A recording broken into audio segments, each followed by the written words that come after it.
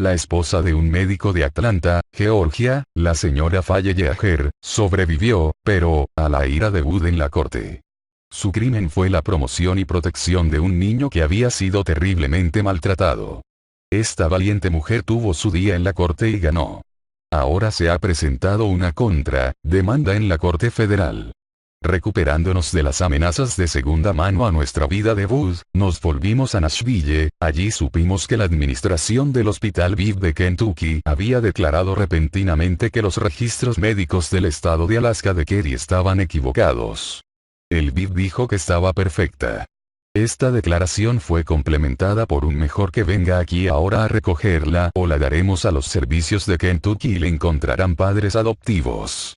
Este evento fue terrible porque Kerry no podía funcionar fuera de un ambiente restrictivo. Había sido declarada suicida y homicida por 3 médicos o terapeutas que la habían tratado. Katy y yo éramos personas sin hogar. Entonces llevamos Kerry de vuelta a Tennessee, donde, Katy y yo nos alojábamos en la pequeña casa de 2 dormitorios de mi madre. Este acuerdo de vivienda no duraría. El asma de Kerry, estaba destinado a separarla de su madre. Volvimos en 48 horas. Nos la llevamos rápidamente, jadeando en busca de aliento, hacia el Hospital Vanderbilt de Nashville para el tratamiento de emergencia. Una vez más la condición de Kerry empeoró hasta el extremo del punto crítico, y luego volvió a la normalidad. Su médico de cabecera pensaba que había visto realmente un milagro hasta que se enteró del control mental. Los médicos del Hospital Vanderbilt que revisaron los antiguos registros psiquiátricos y el historial médico de Kerry recomendaron trasladarla al peor almacén de niños que habíamos visto hasta entonces, el Crockett/Cumberland House, la casa para mariposas rotas. Ver foto. Como Katy y yo estábamos en el paro y Kerry solo tenía el seguro de Medicaid, el estado de Tennessee exigía la custodia temporal. Sus exigencias de custodia estaban legalmente legitimadas y moralmente podrían equipararse a la extorsión ya que no tenían intención de buscar ningún experto en terapia para Kerry. A través de un largo procedimiento judicial, de 2 años, con 5 abogados oponiéndose a Katy, conseguimos una victoria parcial. Kerry fue trasladada al Hospital Charter de Memphis, Tennessee, donde una vez más no recibió terapia para el DPM/TID, pero por primera vez recibió genuina empatía de un trabajador social, la Abbott Cordean. Durante este periodo, mi vida y mi libertad estuvieron amenazadas por el Departamento de la Policía Metropolitana de Nashville.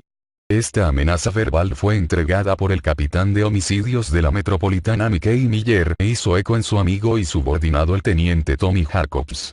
Miller dijo: harías bien olvidándote de esta mujer, aléjate de ella antes de que tu salud empeore. Jacobs dijo: no hay nada malo en esta chica que su padre, Cox, no pueda arreglar. Solo son alergias. Será mejor que olvides que has oído hablar de ninguna de las dos. Tengo toda esta conversación grabada en una cinta de audio. A los pocos meses de estas amenazas, se produjeron otras amenazando la vida y la libertad de ambos desde todas y cada una de las ramas de aplicación de la ley dentro del estado de Tennessee. Esto incluía la oficina del FBI de Nashville. La última fue en forma de error administrativo por parte del FBI que resultaría ser un montaje de mi supuesta amenaza al presidente de Estados Unidos, George Bush. Esta acusación era totalmente infundada y se abandonó posteriormente, pero solo después de conseguir un abogado. Ya era 1991, y Katy y yo habíamos decidido que debíamos proceder con la fase 2 de nuestra búsqueda de justicia mediante una información bien organizada y la difusión de la campaña. La financiación para este proyecto vendría indirectamente de la ayuda de Bill Ross, quien también prestaba un constante apoyo moral. Katy y yo siempre nos sentimos incómodos exponiendo a personas afables como Bill Ross a esta información horrible como corresponde a un trauma basado en el control mental. Sin embargo, hemos aprendido a lo largo de los años a través de nuestro comprometido discurso público y las consultas con los médicos y otros que, hablando en general, la gente aprecia saber por qué ya no están en la parte superior de la cadena alimentaria, al igual que cientos de otras personas. Bill Ross nunca perdió la esperanza de que viviría para contar nuestra historia. Han pasado 5 años desde que volvimos de Alaska. Las lecciones aprendidas a través de este esfuerzo, pioneras en nuestra búsqueda de justicia, nunca se deberían aprender. Nadie debería experimentar la angustia, la desesperación y miseria con las que Katy, Kelly, y yo hemos tenido que vivir. Durante la finalización de nuestra tortuosa campaña de difusión de información, Katy me vino con una idea que pensábamos que podría ayudarnos a ganar el apoyo del público. Ella había comentado repetidamente que quería rescatar a Dina Seydina Reed, hija del famoso actor barra cantante Jerry Reed de los Smokey and the Bandit. Según Katy, había sido utilizada en varias ocasiones en producciones pornográficas con Seydina a lo largo de los años y había congeniado antes con esta bella mujer. El marido de Seydina, David Rorik, alias David Roe, era por entonces supuestamente su sádico controlador. Cabe señalar que Roe habría recibido formación sobre cómo mantener a un esclavo, utilizando torturas específicas, de Alex Houston. Roe había vivido y se dice que amado a Houston, antes de conocer a Seydina. Katy y yo ingenuamente creíamos entonces que Jerry Reed no había estado involucrado en la esclavitud de su hija como era el caso del padre de Katy. Además, estábamos convencidos de que Jerry Reed, con sus numerosas conexiones en la política y la industria del entretenimiento podría ser un poderoso aliado. Esto no sería así. Rescaté a Seydina y en cuestión de minutos después del rescate, ella comenzó a hablar, pero no hasta haber analizado yo mi plan con su famoso padre en persona y su agente en un restaurante de Brentwood, en Tennessee. Reed tuvo tiempo suficiente para advertir a Chan y a Roe de que yo iba armado y camino de casa. Todas las evidencias desaparecieron. Años más tarde, un oficial de aduanas de Estados Unidos me informó que tenía a alguien conectado a Reed, posiblemente el mismo Reed, y sugería que podría hacerle chantaje. Este funcionario de aduanas limpio sabía que yo había rescatado a Seydina de la esclavitud de Roe y que había grabadas en audio todas las reuniones con Seydina, Jerry Reed, y su esposa, Prissy. Se preocupaba abiertamente por mi seguridad y de que Reed estuviera mintiendo para asustarme. 2 meses después del rescate, Seydina y su madre presentaron cargos criminales, abuso sexual infantil incluido, al hijo de Seydina, de 4 años de edad, contra Roe. Un informante fantasma que trabajaba en la oficina del fiscal de distrito de Nashville me alertó sobre estos cargos y los resultados esperados. No se emprendió ninguna acción por razones de seguridad nacional. Seydina había sido prostituida, entre muchos otros, a jefes de Estado, así como el embajador de Arabia en Estados Unidos, el príncipe Bandar bin Sultan. Según un testigo que participó en uno de sus encuentros con Bandar, un amigo de George Bush, ella era una de sus esclavas favoritas. Nunca hemos vuelto a saber nada ni de Seydina ni de ningún miembro de su familia desde el rescate. Este viaje al infierno a través de nuestra búsqueda de justicia no ha enseñado nada a Katy que no hubiera sido dicho ya por sus abusadores. En cuanto a mí, aprendí a las malas, que nuestra constitución solo ha sido un bonito plan que ha sido robado, saqueado, y reemplazado por razones de seguridad nacional. Hoy en día, Katy, Kelly, yo y todos los verdaderos patriotas estamos en el proverbial cruce de la revolución o la evolución. A través de una revolución armada, nosotros los patriotas moriremos y la aparición de una sociedad controlada totalmente por el gobierno será el heraldo de un nuevo periodo de tiempos oscuros. Como orgulloso propietario de un arma, cargada con conocimiento interno, sé que seremos tecnológicamente asesinados. Mientras que si elegimos evolucionar a través de los desafíos de nuestra psique que han desarrollado las tecnologías de la comunicación actuales, podemos restablecer nuestra constitución y establecer la libertad de nuestro pueblo. La revolución o el cambio evolutivo de la vida tal como la conocemos es inevitable. Cada uno de nosotros debe tomar posiciones para comprometer una porción de nuestro tiempo individual y la disminución de recursos para apoyar a los grupos de acción y los individuos que no tengan miedo de trabajar en destituir nuestro gobierno a través de la exposición masiva de sus crímenes. Hay que buscar nuevos líderes que se comprometan a hacer más con menos. Estos líderes comparten el grito de guerra que el silencio hace, de hecho, lo mismo que la muerte. 6. Linda, Secreta Agenda, St. Martin Press 1991. Parte 2. Por Katy O'Brien. Carta abierta. El control mental es absoluto. Bajo el proyecto Monarca del MK Ultra basado en el control mental mediante el trauma, perdí el control de mis propios pensamientos del libre albedrío, no se me ocurría ninguna pregunta, razón o comprensión consciente, solo podía hacer exactamente lo que me veía obligada a hacer. Los que controlaban mi mente, y en última instancia, mis actos, afirmaban ser extranjeros, demonios y dioses. Pero esta es mi experiencia, estos perpetradores controladores del nuevo orden mundial están completamente obligados, por las limitaciones humanas, a pesar de sus tácticas de terror con reclamos e ilusiones. Las verdaderas leyes de la naturaleza, y las mismas leyes de los hombres, de hecho, se les aplican a ellos. Mientras era manipulada por mi religión, mis instintos maternales, y mi genuina preocupación por la humanidad, nunca estuvieron en posesión de mi ser innato. Podían hacerme uno de ellos. Nunca tuvieron en cuenta la fuerza del espíritu humano. Ni siquiera sabían que existía.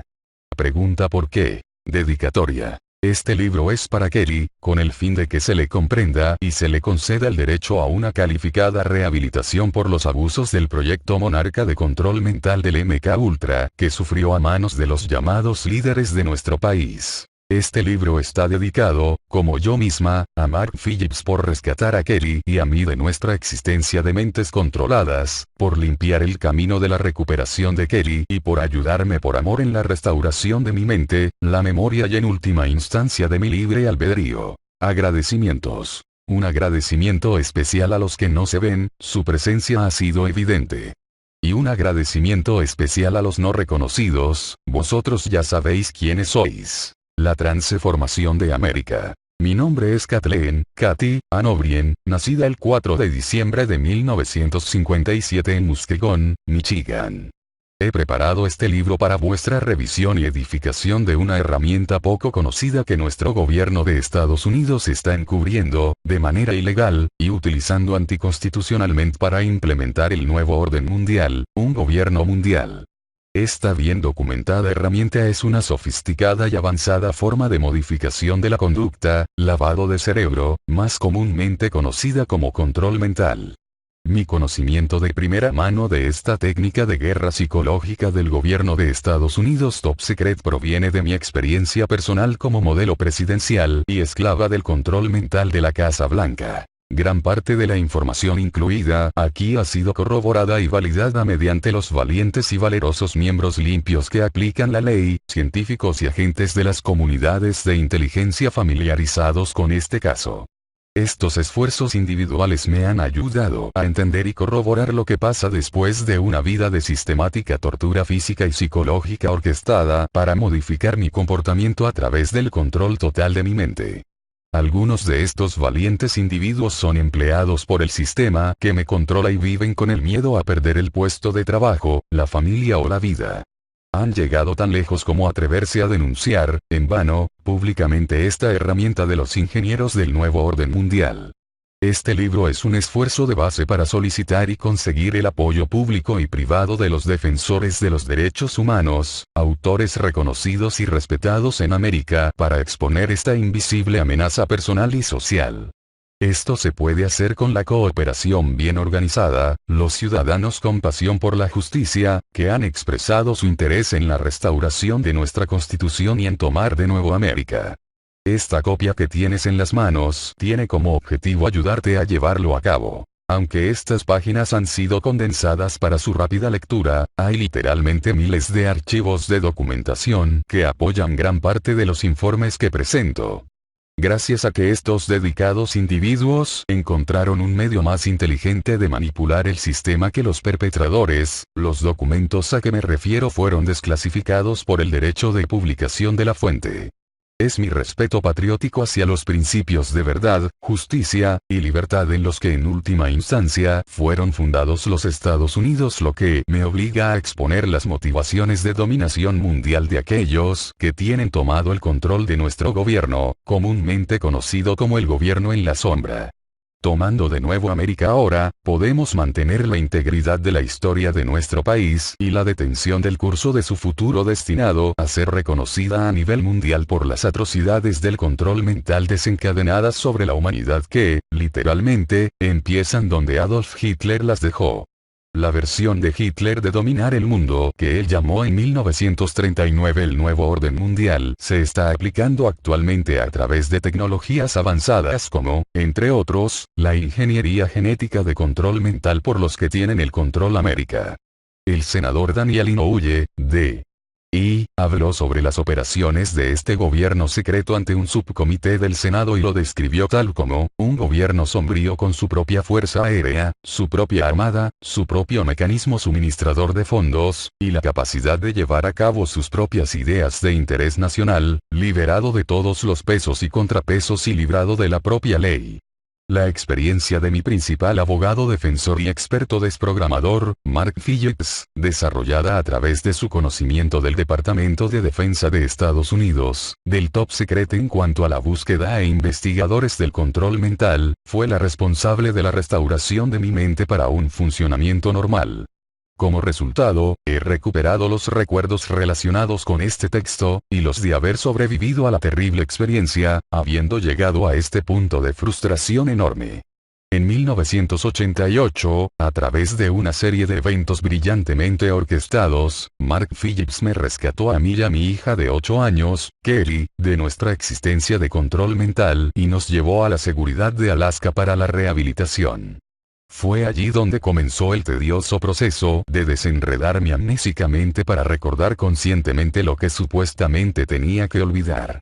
Muchos en los EU, y también gobiernos secretos extranjeros y reputaciones personales habían apostado en la creencia de que no se podía ser desprogramado y rehabilitado para no revelar con precisión las actividades criminales encubiertas y perversiones en las que Kelly y yo nos vimos obligadas a participar, sobre todo durante los gobiernos de las administraciones Reagan/Bush. Ahora que he ganado el control de mi propia mente, lo veo como mi deber, como madre y patriota americana para ejercer mi conseguida libre voluntad de exponer las atrocidades del control mental que mi hija y yo tuvimos que soportar a manos de los que tienen el control de nuestro gobierno. Este punto de vista personal desde dentro de la caja de Pandora incluye una aguda percepción de la forma de control mental que se está utilizando para aparentemente implementar el nuevo orden mundial, y un conocimiento personal de quién son algunos de los llamados intelectuales que están detrás de este mundo y el esfuerzo por dominar la mente. La mayoría de los estadounidenses con edad suficiente para recordar recuerdan exactamente dónde estaban y qué estaban haciendo cuando el presidente John F. Kennedy fue asesinado. Su asesinato traumatizó a la nación y proporcionó un ejemplo de cómo la mente humana registra fotográficamente los acontecimientos que rodean el trauma. Los traumas que rutinariamente soporté durante mi victimización del control mental me proporcionaron la flexibilidad para recuperar mi memoria con el detalle fotográfico con el que fueron grabados. Las citas directas que he incluido en las páginas siguientes representan eventos cuidadosamente seleccionados, y son textuales. Pido disculpas por las obscenidades expresadas, pero era necesario para mantener la integridad de las declaraciones y reflejar con precisión el carácter de los personajes. Yo todavía tengo la libertad de decir lo que pienso. Mi hija Kelly, de 17 años, no es tan afortunada. Kelly aún no ha recibido rehabilitación para su destrozada personalidad y joven mente programada.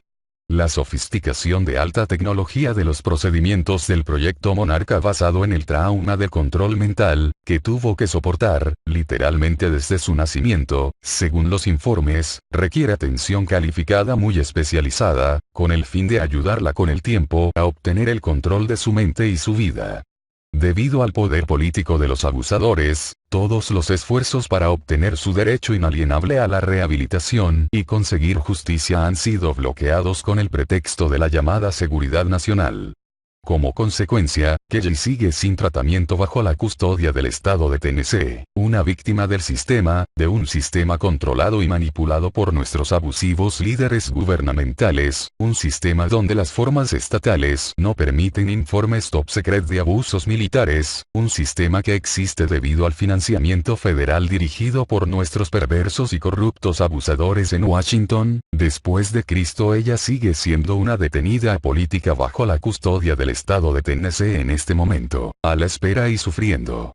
violaciones de las leyes y de los derechos, tácticas de intimidación de guerra psicológica, amenazas a nuestra vida, y varias otras prácticas de contención de los daños causados por la CIA que hasta ahora han tenido lugar sin obstáculos y sin control debido a la Ley de Seguridad Nacional de 1947 y la enmienda de 1986 del mismo Reagan, que permite a quien tiene el control de nuestro gobierno censurar y barra o encubrir a cualquiera que quieran. Ahora, con nuestro país libre de amenazas externas como consecuencia de la caída de la Unión Soviética, nuestra prensa libre nos informa, pero a través de la censura. Este hecho por sí solo debería liberarnos para perseguir justicia, pero no es así. Por favor, pregunta por qué. He aquí el propósito de entregar este libro en este momento. Después de 7 largos años de estar injusta y dolorosamente separada de mi hija, mientras que los abusadores han tenido pleno acceso a ella a través de un sistema corrupto y manipulado, es mi ferviente esperanza e intención el solicitar la ayuda de ustedes en forma de asesoramiento, conocimientos, y protesta pública sobre este problema tan solucionable. No pude evitar los traumáticos abusos del control mental sufridos por Kerry debido a mi propia victimización, sin embargo, depende de mí el exponer la verdad y contar con la ayuda que el Tribunal de Menores le ha impedido buscar. Dedico este libro a Kerry, y todas las demás personas como ella, a todos los americanos inconscientes de las atrocidades del control mental que dominan este país. Lo que los norteamericanos no saben es que les están destruyendo desde dentro. El conocimiento es nuestra única defensa contra el control mental. Es hora de despertar y armarnos con la verdad, restaurar los valores constitucionales de la libertad y la justicia para todos, haciendo cumplir, con carácter retroactivo, la 13ª enmienda, y reconquistar América. Capítulo 1. Mi introducción a la humanidad. El pedófilo de mi padre, Earl O'Brien, presumía que él había empezado a sustituir su pene por el pezón de mi madre poco después que yo naciera. Mi multigeneracionalmente maltratada y incestuosa madre, Carol Tanis, no protestó por sus perversas acciones debido a que, al parecer, había sufrido abusos similares de pequeña, lo que le llevó a adquirir el desorden de personalidad múltiple, DPM-1. El primer recuerdo que pude recuperar fue que no podía respirar debido a que el pene de mi padre estaba metido dentro de mi pequeña garganta. Sin embargo, yo no podía diferenciar el semen de la leche de mi madre. No recuerdo haberlo pensado, pero supe a través de la educación que este temprano abuso sexual había distorsionado mis primitivos conceptos de la alimentación, la respiración, la sexualidad y la percepción de los padres. Recuerdo que cuando era un bebé no podía correr, apenas sabía caminar, hacia mi madre en busca de la ayuda que ya mis instintos demandaban. Entre sollozos, tragando saliva, mi terror aumentaba al intentar aclarar la garganta del semen de mi padre y coger un poco de aire. Mi madre finalmente llegó a mi lado. En vez de consolarme, me acusó de tener una pataleta y de contener la respiración. Ella respondió lanzándome un vaso de agua fría en la cara. Me sorprendió. A medida que el agua salpicaba mi cara, sabía que ella no me ayudaría y que dependía de mí misma para salvarme. Automáticamente desarrollé el desorden de personalidad múltiple. Yo era, por supuesto, demasiado joven para entender lógicamente que lo que mi padre me hacía estaba mal. Acepté su asfixiante abuso sexual como una parte normal y natural de la vida familiar, y me separé en otra personalidad para poder luchar contra el dolor y la asfixia para satisfacer sus perversiones. Así que, como criatura, me disocié del abuso de mi padre. Yo era totalmente incapaz de recordar su abuso sexual, incluso en su presencia, hasta que veía o sentía su pene. Entonces el terror, que era lo que condicionaba mi respuesta, desencadenaba el acceso a la parte de mi cerebro que previamente soportaba el trauma, recordaba el abuso y sabía cómo tratar con él. Esta parte de mi cerebro se convirtió en una personalidad propia, que pertenecía a mi padre, que él alquilaba y luego vendió al gobierno de Estados Unidos, como se explicará en detalle en las páginas siguientes. Otras partes de mi mente condicionada trataban con otros abusadores, abusos y circunstancias. Mi padre era, según han revelado mis propias investigaciones, al parecer, hijo de un incesto multigeneracional de una pobre, grande, y horriblemente disfuncional familia. Su madre se ganaba la vida como prostituta con los leñadores locales, después que su padre muriera cuando él tenía 2 años de edad. Los hermanos y la hermana de mi padre eran ritualmente abusados sexualmente, a escondidas, igual que él. Al crecer fueron drogadictos, prostitutas, vagabundos callejeros y pedófilos que también abusaban sexualmente de mí y de mis hermanos y hermanas. Desarrollé más personalidades divididas para hacer frente a los traumas de estas relaciones tortuosas. La disfuncionalidad de la familia de mi madre también parece multigeneracional, pero de una clase socioeconómica algo más alta. Su padre era propietario de un edificio ocupado por una logia masónica azul, y logró dirigir, con su madre, la distribución comercial de una cerveza local después de terminar su carrera militar. Juntos abusaban sexualmente de mi madre y de sus 3 hermanos, que a su vez abusaron sexualmente de mí. Mi familia y yo fuimos a menudo a acampar en la vasta superficie desértica circundante a la logia masónica de mi abuelo en Newaygo, Michigan. Grandes acantilados conocidos como Lehigh Banks, los bancos altos, sobrepasan el río Uite que fluye a través de su propiedad, que es donde montábamos nuestras tiendas.